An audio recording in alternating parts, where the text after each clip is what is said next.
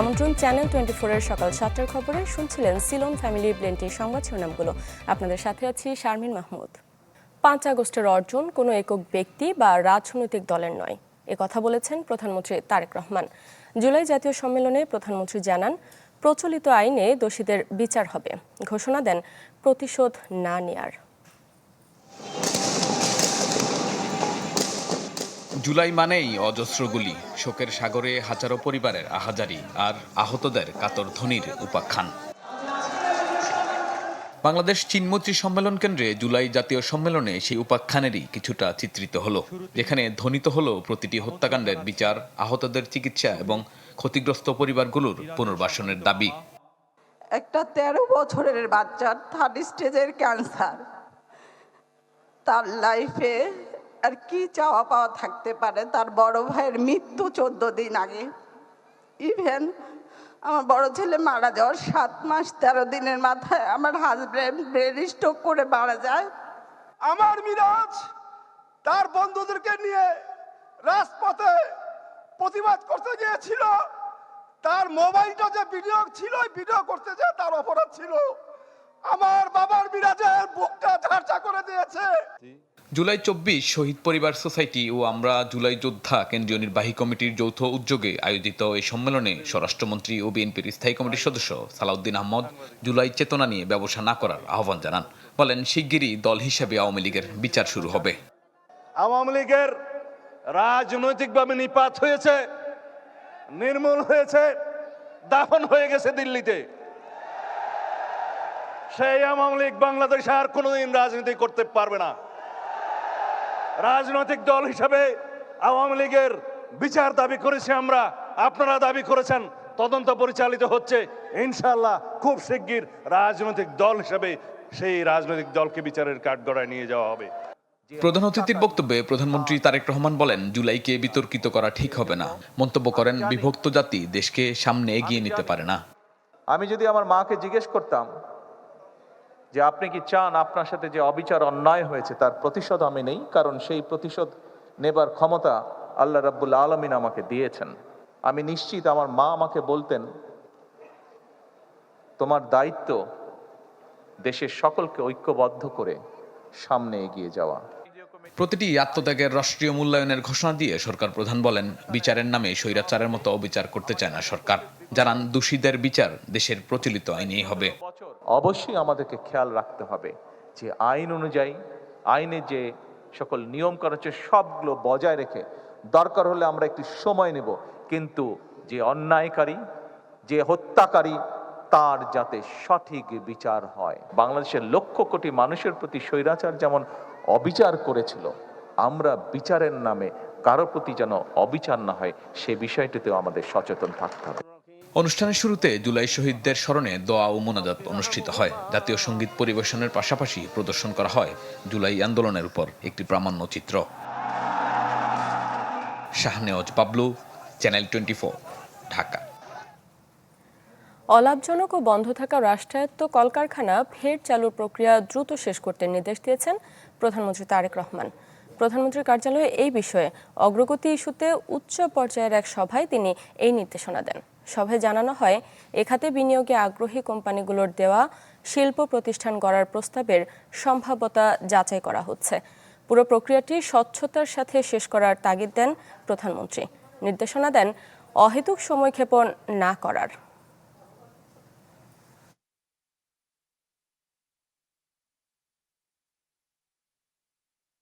জুলাই সনদ বাস্তবায়নে সবাইকে আপোষহীন ঐক্যবদ্ধ থাকার আহ্বান জানিয়েছেন জামায়াত আমির ও বিরোধী দলীয় নেতা ডাক্তার শফিকুর রহমান। রাজধানীতে এক অনুষ্ঠানে তিনি বলেন, হুমকি দিয়ে লাভ নেই, শত প্রতিকূলতা উপেক্ষা করেই বর্তমান অবস্থায় জামায়াত। জুলাই সনদ বাস্তবায়ন হবে কিনা, গণভোটের রায় বাস্তবায়ন হবে কিনা, আল্লাহ চাইলে সব বলবেন যে সময় তো চলে গেছে। আমাদের সময় চলে গেলেও আল্লাহ তাআলার সময় চলে যায়নি। আল্লাহ তাআলার সময় আছে, আমরা দাঁতে কামড় দিয়ে ধরেছি, এগুলা ছেড়ে দেব না। আমরা জাতির সাথে এবং শহীদদের সাথে বেইমানি করতে পারবো না। 6 জুলাই থেকে দেশের 64 জেলার 100 উপজেলায় দেশ করতে জুলাই জাগরণ পদযাত্রা করবে জাতীয় নাগরিক পার্টি এনসিপি। 15 জুলাই জাতীয় কৃষক শক্তির আত্মপ্রকাশ, 16 জুলাই আবু সাইদের কবর জিয়ারত, 5 আগস্ট হবে বিজয় কনসার্ট। দলটির নেতারা বলেন, ফ্যাসিবাদী শক্তির আস্ফালনের দায় জুলাই অভ্যুত্থানের সব অংশীজনের। গণভোট বাস্তবায়ন, কর্মসংস্থান ও সীমান্ত সুরক্ষার দাবিতে জুলাই পদযাত্রা কর্মসূচির ঘোষণা করেছে জাতীয় নাগরিক পার্টি। 6 জুলাই থেকে মাসব্যাপী কর্মসূচি পালিত হবে দেশের 64 জেলার 100 উপজেলায়। পদযাত্রায় পরিচয় করিয়ে দেয়া হবে এনসিপির স্থানীয় সরকার নির্বাচনের সম্ভাব্য প্রার্থীদের। 15 জুলাই কৃষক শক্তির আত্মপ্রকাশ হবে কুড়িগ্রামে, আর 5 আগস্ট থাকছে বিজয় কনসার্ট। গণ অভ্যুত্থানে এক দফা ঘোষণা করেছিলেন নাহিদ ইসলাম, সেই এক দফার দিন আমরা বড় কর্মসূচি পালন করার দিকে এগোচ্ছি। সংবাদ সম্মেলনে সার্জিস আলম বলেন, ফ্যাসিবাদী চক্র এখনো সক্রিয়, যার দায় সবার। জুলাই একসাথে অংশগ্রহণ করেছিলাম, সেটা বিএনপি বলেন, জামায়াত বলেন, এনসিপি বলেন, অন্যান্য রাজনৈতিক দল আছে যারা বলেন, এটা আমাদের সামগ্রিক একটা দায়বদ্ধতা যে আমরা ওই সকল গোপন এবং প্রকাশ্য এই খুনিদের দোষর এবং তাদের সহযোগীদের এখন পর্যন্ত বিচার নিশ্চিত করতে পারিনি। এছাড়া চলতি বছর গোপালগঞ্জ সফর ঘিরে এক প্রশ্নের জবাবে যারা অপরাধী কেবল তাদেরকেই বিচারের আওতায় আনার দাবি জানান এনসিপি নেতারা। যারা অপরাধী নয় তাদেরকেও যেন অন্য কোনোভাবে ট্যাগিং করে কোনো ধরনের যেন হয়রানির মধ্য দিয়ে না নেওয়া হয়, এটাও এনসিপির পক্ষ থেকে আবেদন থাকবে। জুমাতুল বিদা, চ্যানেল 24, ঢাকা। 16 বছরের দীর্ঘ শিক্ষা জীবন শেষ করেও সম্মানজনক চাকরি পাওয়া যেন সোনার হরিণ। বেকারত্বের অভিশাপ থেকে মুক্তি পেতে সামান্য বেতনের চাকরিতেও আগ্রহের শেষ নেই উচ্চশিক্ষিতদের। বিশ্ব শিক্ষা পরিসংখ্যানের তথ্য বলছে, দক্ষিণ এশিয়ার প্রাথমিক শিক্ষকদের মধ্যে বেতনের সবচেয়ে পিছিয়ে বাংলাদেশ। আবির হোসেনের রিপোর্ট, ক্যামেরায় ছিলেন কৃষ্ণ সরকার। সামাজিক যোগাযোগ মাধ্যম স্ক্রল করতে করতে চোখে পড়ে ঢাকার একটি ইংরেজি মাধ্যম স্কুলের শিক্ষক নিয়োগ বিজ্ঞপ্তি, যেখানে একজন শিক্ষকের জন্য বেতন ধরা হয়েছে মাত্র 10,000 টাকা। বর্তমান বাজারে 10,000 টাকায় কিভাবে একজন স্নাতক পাস শিক্ষক নিয়োগ দেওয়া সম্ভব, সে প্রশ্নের উত্তর জানতে আমাদের যাত্রা সেই স্কুলটিতে। কথা হয় প্রতিষ্ঠান প্রধানের সঙ্গে। 3.5 ঘন্টা সময়ের জন্য আমরা স্টার্টিং স্যালারি হিসেবে মিনিমাম 10,000 টাকা। আমি মনে করি যে এর বাইরে আমাদের সাধ্যে নাই। প্রাথমিকভাবে যদি এখানে একটা দাঁড়ানোর প্ল্যাটফর্ম পায়, পরবর্তীতে তারা নিজেদের ঠিকানা নিজেরাই গড়ে তুলতে পারে। এই বেতনে চাকরি পেতেও যেন আগ্রহের শেষ নেই। একটি পদের বিপরীতে আবেদন করেছেন দেশের বিভিন্ন বিশ্ববিদ্যালয় থেকে পাশ করা শতাধিক প্রার্থী। চাকরির সংকট এবং বেকারত্বের চাপ থেকে মুক্তি পেতেই এত কম বেতনে যোগ দিতে রাজি হয়েছে বলে জানান নিয়োগপ্রাপ্ত শিক্ষক। অনেক স্কুলই সার্কুলার দেখেছি, কিন্তু তারা 2-3 ইয়ার্সের এক্সপিরিয়েন্স চায়। ফ্রেশারদের জন্য কোনো অপরচুনিটি থাকে না। বর্তমান বাস্তবতা এটা খুবই একটা লিমিটেড স্যালারি, এটা আসলে আমাদের বাস্তবতার সাথে যায় না। প্রাথমিক শিক্ষকদের গড় বেতনের দিক থেকে দক্ষিণ এশিয়ায় বাংলাদেশের অবস্থান তলানিতে। ইউনেস্কো প্রকাশিত এক রিপোর্টে উঠে এসেছে এমন তথ্য। সংস্থাটি জানায়, মালদ্বীপে একজন প্রাথমিক শিক্ষকের গড় মাসিক বেতন যেখানে $953, ভারতে $284 আর পাকিস্তানে $206, সেখানে বাংলাদেশে মাত্র $150 থেকে $170 কাছাকাছি। শিক্ষাবিদদের মতে, শিক্ষকদের মানোন্নয়ন নিশ্চিত না করে নতুন নতুন স্কুল, কলেজ ও বিশ্ববিদ্যালয় প্রতিষ্ঠা করে শিক্ষা খাতের কাঙ্ক্ষিত পরিবর্তন আনা সম্ভব নয়।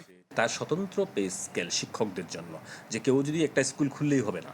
মেধাবীরা যদি শিক্ষকতায় আসে, যোগ্যরা ক্যাপাবল এবং আগ্রহের সাথে শিক্ষকতায় আসে, তাহলে এই যে লার্নিং উইথ হ্যাপিনেসের কথা বললেন, তারপরে এই যে আপনি ট্যাবের কথা বলেন, স্মার্ট বোর্ডের কথা বলেন, কোনো কিছুই আর লাগবে না। ওই মেধাবীরাই তখন এগুলাকে কভার করে ফেলতে পারবে। তাছাড়া ইউনেস্কো প্রকাশিত বিশ্ব শিক্ষা পরিসংখ্যানের তথ্য বলছে, দক্ষিণ এশিয়ার দেশগুলোর মধ্যে ন্যূনতম দক্ষতা সম্পন্ন শিক্ষকের হারেও বাংলাদেশের অবস্থান সবার নিচে, যার প্রভাব পড়েছে শিক্ষার্থীদের অর্জনে। একটি শ্রেণীকক্ষে ভবিষ্যৎ গড়ার দায়িত্ব যাদের কাঁধে, তাদের ভবিষ্যতে যদি অনিশ্চিত থাকে, তবে একটি মানসম্মত শিক্ষার ভিত্তি কিভাবে শক্তিশালী হবে, এ নিয়ে যেন শঙ্কা প্রকাশ করেছেন শিক্ষাবিদরা। আবির হোসেন, চ্যানেল 24, ঢাকা। একদিকে তীব্র লোডশেডিং, অন্যদিকে অসহনীয় গরম, সব মিলিয়ে দুর্বিষহ হয়ে উঠেছে চাঁদপুর ও ঝালকাঠির জনজীবন। ঘন্টার পর ঘন্টা বিদ্যুৎ না থাকায় ব্যাহত হচ্ছে ব্যবসা বাণিজ্য ও কৃষিকাজ। এমন অবস্থায় ওজোপাডিকো এবং পল্লী বিদ্যুৎ কর্তৃপক্ষের ওপর ক্ষোভে ফুঁসছেন গ্রাহকরা। আর চাহিদা মতো বরাদ্দ না থাকায় এই অবস্থা বলছে বিদ্যুৎ অফিস। এবারের এইচএসসি পরীক্ষার্থী ঝালকাঠির নলছিটি উপজেলা শহরের সায়মা। বিদ্যুৎ না থাকায় মোমবাতির আলোতে চলছে প্রস্তুতি। দিনে 7 থেকে 8 ঘন্টা বিদ্যুৎ না থাকায় বিকল্প হিসেবে মোমবাতি কিংবা চার্জার লাইটই ভরসা সায়মার মতো অনেকের। আর এখানে ইলেকট্রিসিটি অনেক সমস্যা করছে, যার জন্য আমি পড়তে পারছি না। এখানে অনেক গরমের অনেক সমস্যা হচ্ছে। সন্ধ্যার পর বিদ্যুৎ চলে গেলে অলিগলিগুলো পরিণত হয় ভুতুড়ে নগরীতে। গ্রামাঞ্চলের অবস্থা আরও করুণ। এর ওপর এখন নতুন বিড়ম্বনা বিদ্যুতের ভুতুড়ে বিল। দৈনিক 2 ফিট 3 ফিট কারেন্ট যায়, 1 ঘন্টা 1.5 ঘন্টা রাহে, তাতে আমাদের খুবই কষ্ট হয়। রাত্র 3-4 ঘন্টা লাগে, যে দিনে তো থাকেই না, তাহলে মিল না চললে তো ধরেন হলো আমাকে ইনকাম নাই। জেলার বিদ্যুৎ অফিস জানিয়েছে, চাহিদার বিপরীতে ঘাটতি বেশি থাকায় লোডশেডিংয়ের মাত্রা কিছুটা বেড়েছে। ঘাটতিটুকু রোটেশন অনুযায়ী আমাদের যে ফিডার আছে, এক ফিডার এক সময় আমাদের শিডিউল করা আছে, সেই শিডিউল অনুযায়ী এইটা লোডশেডটাকে ম্যানেজ করে গ্রাহক পর্যায়ে বিদ্যুৎ দেওয়ার চেষ্টা করতেছে। একই অভিযোগ চাঁদপুরবাসীদের। শহরাঞ্চলে লোডশেডিং সহনীয় হলেও গ্রামাঞ্চলে দিনে 10 থেকে 12 ঘন্টা মেলে না বিদ্যুৎ। বলে বিদ্যুৎ গেলে তার খবর থাকে না, ওইটা মানে গেলে 2 দিনও পার হয়ে যায়। বৃষ্টিটা মাত্র লাইন জায়গা, আর 2-3 দিনের মধ্যে লাইন দেয়ই না। পোলাবেনের লেখাপড়া, এর গরম কারেন্ট থাকে না, ফ্রিজের সমস্যা, এরপরে মুরব্বীরা আছে, মা বাবা আছে, হাওয়া বাতাস খাইতে হয়। পল্লী বিদ্যুৎ অফিসের দাবি, আবহাওয়ার পরিবর্তনের ফলে বিদ্যুতের চাহিদা বেড়েছে। তাই গত সপ্তাহে জেলায় বাধ্য হয়ে 30 থেকে 40% পর্যন্ত লোডশেডিং দেওয়া হয়েছে। কারিগরি ত্রুটি বলেন অথবা আদার্স যে কোনো কারণেই বললেন যে বিদ্যুতের ঘাটতি অনেক সময় দেখা দেয়, এটা গ্রাহককে একটু ধৈর্য ধরতে হবে। বিদ্যুৎ পরিস্থিতি দ্রুত উন্নতি না হলে সব খাতেই জনদুর্ভোগ আরও বাড়বে বলে শঙ্কা নাগরিক সমাজের। মাফতুহা মিলি, চ্যানেল 24। যুক্তরাষ্ট্র ও ইসরায়েলের যৌথ হামলায় নিহত আয়াতুল্লাহ আলী খামেনি ও তার পরিবারের সদস্যদের প্রতি দ্বিতীয় দিনের মতো শ্রদ্ধা জানানো হচ্ছে। শোকাহত মানুষের ঢল নেমেছে তেহরানের গ্র্যান্ড মোসাল্লা প্রাঙ্গণে, যেখানে রাখা হয়েছে খামেনি ও তার পরিবারের সদস্যদের কফিন। শেষ বিদায়ের এই আয়োজনে যোগ দেয়া ইরানিরা শোকের মাতম যেমন করছেন, তেমনি ফুঁসছেন প্রতিশোধের আগুনে। সকাল হতে জনস্রোত তেহরানের ইমাম খোমেনি গ্র্যান্ড মোসাল্লার দিকে। কেউ হাতে ফুল, কেউ জাতীয় পতাকা, কেউ আবার বুকে জড়িয়ে রেখেছেন প্রিয় নেতার ছবি। চোখ ভরা জল, বুক চাপড়ে কান্না আর শোকের স্লোগানে ভারী হয়ে ওঠে পুরো প্রার্থনা স্থল। কাচে ঘেরা কফিনে পাশাপাশি শায়িত আয়াতুল্লাহ আলী খামেনি এবং তার সাথে নিহত পরিবারের সদস্যরা। শেষবারের মতো এক নজর দেখতে ঘন্টার পর ঘন্টা অপেক্ষা করেন হাজারো মানুষ। বিদায়ের এই আয়োজন শুধু ইরানের নয়, আন্তর্জাতিক অঙ্গনে হয়ে উঠেছে গুরুত্বপূর্ণ এক কূটনৈতিক সমাবেশ। রাশিয়া, কাতার, ওমান, তুরস্ক, আফগানিস্তান, জর্জিয়া সহ বিভিন্ন দেশের প্রতিনিধিরা এসে শ্রদ্ধা জানান। ইরানের প্রেসিডেন্ট মাসুদ পেজেশকিয়ান তাদের স্বাগত জানান। আর বিদায় অনুষ্ঠানে আবেগ ধরে রাখতে পারেননি পার্লামেন্ট স্পিকার মোহাম্মদ বাঘির গালিবাফ। অশ্রুসিক্ত চোখে সহকর্মীদের জড়িয়ে ধরেন তিনি। এদিকে ইরানের ইসলামী বিপ্লবী গার্ড বাহিনীর প্রধান বলেছেন, খামেনি কখনোই ইরানিদের হৃদয় থেকে হারিয়ে যাবেন না। তিনি আমাদের হৃদয়ে, আত্মায় আর সত্তায় চিরকাল বেঁচে থাকবেন। আমরা কখনোই তাকে বিদায় জানাবো না। খামেনির রক্ত ইরানের জন্য নতুন শক্তির উৎস হয়ে থাকবে এবং এই জাতিকে কখনো পরাজিত করা যাবে না। মার্কিন ও ইসরায়েলি হামলায় ফেব্রুয়ারিতে নিহত হন আয়াতুল্লাহ আলী খামেনি। যুদ্ধের কারণে কয়েক মাস পিছিয়ে যায় তার দাফন। এখন তেহরান থেকে কোম, এরপর ইরাকের নাজাফ ও কারবালা ঘুরে 9 জুলাই মাশহাদে চিরনিদ্রায় শায়িত হবেন তিনি। কান্না, প্রার্থনার কোটি মানুষের ভালোবাসার মধ্য দিয়েই শেষ হচ্ছে ইরানের দীর্ঘতম অধ্যায়গুলোর একটির ইতিহাস। ঋতু সাহা, চ্যানেল 24। এই ছিল সকাল 7টার খবরে। এতক্ষণ সাথে থাকার জন্য ধন্যবাদ সবাইকে।